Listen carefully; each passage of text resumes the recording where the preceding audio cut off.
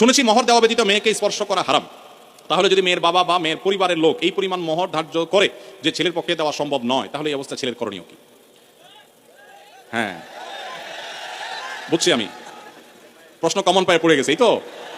আচ্ছা শুনেন, যারা ঠিক ঠিক করছে এইসব হয় আবিয়াত্তা পুরুষ, আর না হলে বিয়ে করে বেচারা ফাইসা গেছে। শুনেন, ভালো করে শুনেন। প্রথম কথা হলো যে মোহর দেওয়া ছাড়া স্ত্রীকে স্পর্শ করা হারাম, এই কথা ভুল। প্রশ্নে যিনি লিখেছেন এটা সঠিক কোনো কথা না। মোহর ধার্য করলে সেটা দিতে হবে বাধ্য। আল্লাহ বলেছেন ওয়াতুন নিসা সাদুকাতিহিন্না নিহলা, তোমরা তোমাদের স্ত্রীদের মোহর পরিশোধ করে দাও, এটা তাদের প্রাপ্য অধিকার, এটা দিয়ে দিতে হবে, এটা ক্লিয়ার। তবে সে দেওয়াটা আপনি নগদে দিতে পারেন, পরেও দিতে পারেন। তবে মেয়েরা একটা মাসালা জানে না, যদি মেয়েরা মাসালা জানতো বাসর ঘরে ঝুলে ফেলতো আপনাদেরকে। মাসালাটা হলো, যদি কোনো মেয়ে দাবি করে যে মোহর যা ধার্য হয়েছে, আপনি আমার স্বামী, সবই ঠিক আছে, আগে মোহর ফেলেন তারপরে সামনে আগান, এটা যদি কোনো মেয়ে বলতে চায়, ইসলাম তাকে সম্পূর্ণ সেই অধিকার দিয়েছে। কিন্তু আমাদের সমাজে মেয়েরা মাসআলা আমার কাছে শোনার পর বলবে না। এটা কেন বলবে না?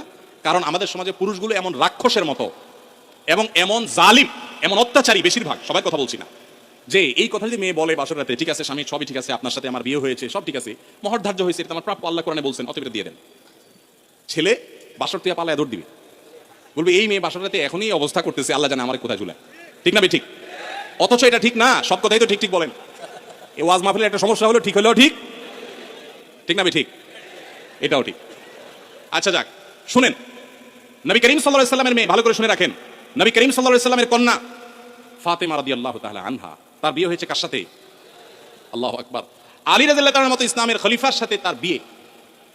ফাতেমা রাদিয়াল্লাহু তাআলা আনহা, তার বাবা নবী করিম সাল্লাল্লাহু আলাইহি ওয়াসাল্লামকে বলেছেন, বিয়ে হয়েছে আব্বা, ঠিকই আছে, বাট আমার দাবি হলো মোহর যেটা ধার্য হয়েছে সেটা যেন আমাকে আগে পরিশোধ করে দেওয়া হয়। আজ আমাদের সমাজে মেয়েদের সে অধিকার দেই আমরা? এই সমাজের সবচেয়ে বেশি অবিচার আমরা পুরুষরা মেয়েদের প্রতি করে থাকি। বিয়ে করেছেন আর মোহর পরিপূর্ণ পরিশোধ করছেন, এরকম বাপের বেটা যারা, তারা হাত তোলেন। কয়টা বাপের বেটা দেখছেন এখানে? হাত গোনেন তো, কয়টা হাত? লা হাওলা ওয়ালা কুওয়াতা ইল্লা বিল্লাহ। স্টেজেও হাত উঠে নাই, নামান, ইজ্জত বাঁচান। উঠছে মানে অল্প স্বল্প উঠছে, আমি সবার কথা বলছি না। আমি দিয়ে দিয়েছি আলহামদুলিল্লাহ, আমি হাত উঠেছি। কিন্তু শুনেন, বাকিরা হাত উঠেছেন তার মানে কি সব অবিবাহিত? মোটেই না। কিন্তু মোহর দেন নাই। মোহর যদি ধার্য হয়ে থাকে তাহলে সেটা দিতে হবে, কথা ক্লিয়ার। মোহর না দিলে স্ত্রীকে সেটা হারাম হবে, হারাম। আপনি পাওনাদারের পাওনা না দিলে যেরকম হারাম হয়, স্ত্রীর মোহর না দিলে সেটা গুনাহ হয়। হ্যাঁ, পাওনাদারের পাওনা যেরকম আপনি সময় নিয়ে তার কাছ থেকে 1 বছর 2 বছর পরেও দিতে পারেন, স্ত্রীর মোহরটা এরকম পরে দিলেও আদায় হয়ে যাবে। বাট যদি না দেন, মেরে দেন, যে আর স্ত্রীর আর কি দিবে, সেটা আমার ঘরওয়ালি, তাহলে কিন্তু আপনি ধরা খেয়ে গেছে। কথা কি বুঝে আসছে? অনেক আমাদের দেশে মেয়েরা এত সহজ সরল, অনেক ছেলে আছে এমন বাটপারের বাটপার, বাসর রাতে বউরে বলে, দেখো এখন মোহর তো ধার্য করছে মুরব্বীরা 10 লাখ, আমি তো 20,000 টাকা বেতনে চাকরি করি, কোত্থেকে দিব এত টাকা? তবে আল্লাহ যদি বাঁচায়, এই তো কদিন পর ইটালি চলে যাব, কত টাকা আসবে, সবই তো তোমার।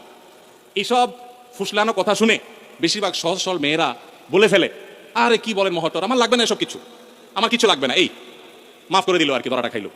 এই জন্য সহজ সরল মেয়েদেরকে ধোকা দিবেন না। এখন কথা হলো, বাপ মা বেশি ধরে ফেলছে, কি করবেন? আমি এটা এর আগেও বিভিন্ন জায়গায় বলেছি, বুদ্ধি খুব সোজা, শিখে দিব। যদি মোহর বাপ মা 10 লাখ 20 লাখ ধরে থাকে, এখন আপনিও রাজি হয়েছেন, আপনি রাজি হয়েছেন কেন? আমার বিয়েতে মোহর নিয়ে যখন আলাপ হয়, আলহামদুলিল্লাহ আমি নিজে কথা বলেছি, আমি বললাম দেখেন এর বেশি আমি পারবো না, আপনি অযৌক্তিক একটা ফিগার ধার্য করবেন, এটা আমি পারবো না, আমি যেটা পারবো সেটা দিব।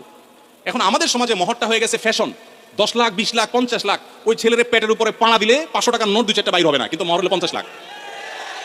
আর মেয়ের বাপরা, অনেক মেয়ের বাপরা বিয়ের মহরানা বিশাল বড় একটা ধরার ভিতরে বিরাট বড় বাকাওয়াতি মনে করে।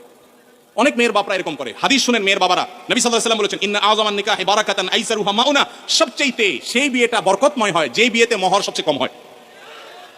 ভালো করে শুনেন মেয়ের বাবারা, যেই বিয়েতে মোহরের পরিমাণ কম ধরা হয় সেই বিয়ে বেশি বরকতময় হয়।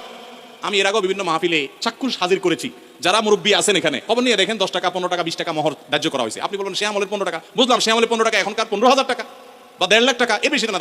তখনকার 15,000 এখন 15 কোটি সমান তো না। কিন্তু তখনকার ওই 15 টাকার বিয়ে যতটুকু টিকছে, এখন 50 লাখ টাকার বিয়ে অতটুকু টিকে না।